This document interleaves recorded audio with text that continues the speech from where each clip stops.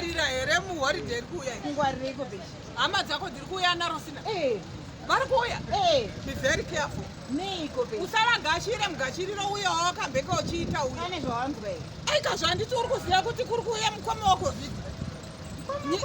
Eka nyika dzese dzatenderedza idzi. Vakabayiwa kana Rosina. Vakabayiwa zvavo but vanoda kungongwarirwa chete kungoti iwewe since uri mukono wayo COVID. Hatitozoziva kuti zvinozomanisa. Saka ndinoita sei mangwarira okutaura ndeikuita sei. Vavaisoletaka. Kana kuya negrocery peshi uneiko. Ngavambotenerwa. Votenerwa pai. Kutombotenerwa chaiko kunyatsomboaisoletwa. Quarantine. Ikaka.